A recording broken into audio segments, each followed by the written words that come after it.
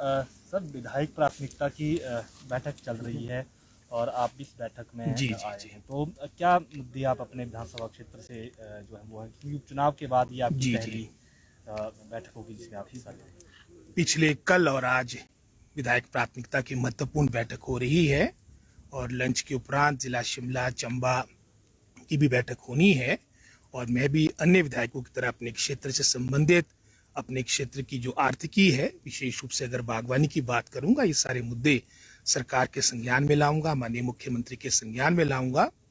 जैसे आप परिचित है, हमारा क्षेत्र जुब्बल नावरकोट का एक पहाड़ी क्षेत्र है, से भौगोलिक क्षेत्र है और मुख्य रूप से जो यहाँ पर समस्याएं रहती है वो सड़कों की रहती है। गत 4 वर्षों में चाहे पीएमजीएसवाई फेज 2 की बात हो, चाहे सेंट्रल रोड फंड की बात हो, चाहे नाबार्ड के बजट आवंटन की बात हो, हमारे क्षेत्र के साथ घोर भेदभाव हुआ है। ये मामला भी उठाया जाएगा, जहां 4 वर्षों में लगभग कोई 964 करोड़ के आसपास की स्वीकृति पीएमजीएसवाई के माध्यम से प्रदेश को प्राप्त हुई। 941 करोड़ के आसपास की स्वीकृति सेंट्रल रोड फंड के माध्यम से प्राप्त हुई, लेकिन जुब्बल नावरकोट खाई को एक भी योजना स्वीकृत नहीं हो पाई है। साथ ही साथ हमारा ये भी सरकार को सुझाव रहेगा, क्योंकि हमारा पहाड़ी क्षेत्र ये सड़कें जीवन रेखा और भाग्य रेखा का कार्य करती है। आने वाले समय में एक प्रोजेक्ट्स हमने अपने प्रदेश के लाए, जिसके माध्यम से प्रदेश के भिन्न भिन्न क्षेत्रों में, अगर मैं अपने क्षेत्र की बात करूंगा, खड़ा पत्थर में टनल निर्माण का भी हमारा एक बहुत पुराना एक सपना है। उसका जियोलॉजिकल सर्वे हो चुका था, उसकी फिजिबिलिटी रिपोर्ट तैयार हो गई थी और इसी तरह से खड़ा पत्थर के अलावा आप चाहे उत्तरोला की बात करें, चाहे वो भूजोत की बात करें, रानीताल की बात करें, ऐसे अन्य हमारे शिमला शहर में ही कुछ 3-4 अन्य टनल्स बननी थी। क्योंकि टनल्स अगर हम पहाड़ी क्षेत्र में बात करें तो मैं समझता हूँ मीन्स ऑफ कनेक्टिविटी का एक अच्छा साधन हो सकती है। आपको ऑल वेदर कनेक्टिविटी मिलती है, शॉर्ट डिस्टेंसेस हो जाते हैं, ये भी एक मांग रहेगी। साथ ही साथ क्योंकि हमारा क्षेत्र से मैंने पहले का से भौगोलिक क्षेत्र है, हमारे इन 4 वर्षों में अगर मैं बात करूंगा, हमारे कई जो स्वीकृत सीएसओ स्टोर्स थे वो रद्द किए गए, उसको भी उठाया जाएगा। खड़ा पत्थर, बागी, अणु, ये तीनों हमारे सैंक्शन सीए स्टोर्स थे, जहां अन्य क्षेत्रों में काम हो रहा है, लेकिन अभी ये कार्य प्रारंभ नहीं हो पाए।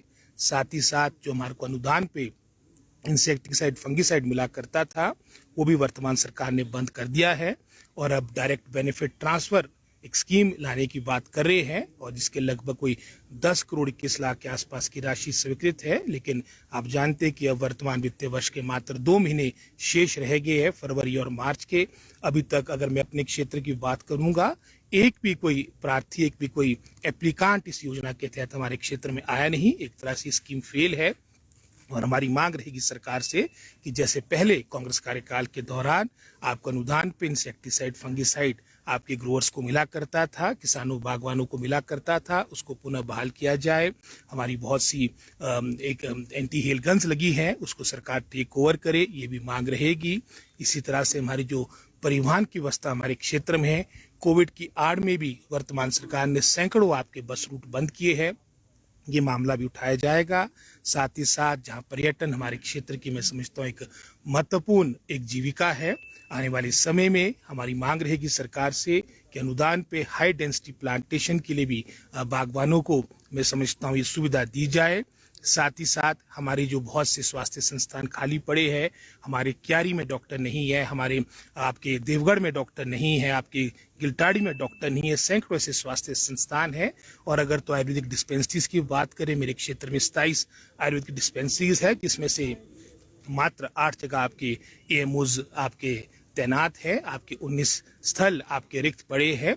ऐसी बहुत सी समस्या अपने जो क्षेत्र की है वो सरकार के संज्ञान में लाई जाएगी।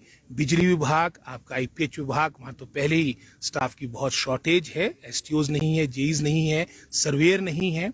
आप संस्थान खोल रहे हैं, उसका हम स्वागत करते हैं, लेकिन साथ ही साथ सरकार स्टाफ को मुहैया करे, ये हमारी सरकार से मांग रही है। सर आज एक प्रेस कॉन्फ्रेंस की है चेतन बरागटा ने और उन्होंने कहा कि आप पर आरोप लगाया है कि जब से आप चुने गए हैं तब से आप विधानसभा क्षेत्र में नहीं हैं और आप बाहर घूम रहे हैं, ये उनकी तरफ से एलिगेशन रहे हैं, क्या कहेंगे? अब उनकी राजनीति ही नकारात्मक है, उसमें मैं टिप्पणी नहीं करना चाहूंगा। पहले तो ये कह रहे थे कि घूमते बहुत जा रहे हैं अपने चुनाव क्षेत्र में, और मेरी तो उनको भी सलाह रहेगी वो थोड़ा घूमने चले जाए, ताकि जो चुनाव के परिणाम के बाद की परिस्थितियां उनके सामने आई है उनको भी थोड़ा ब्रेक मिलेगा। धन्यवाद।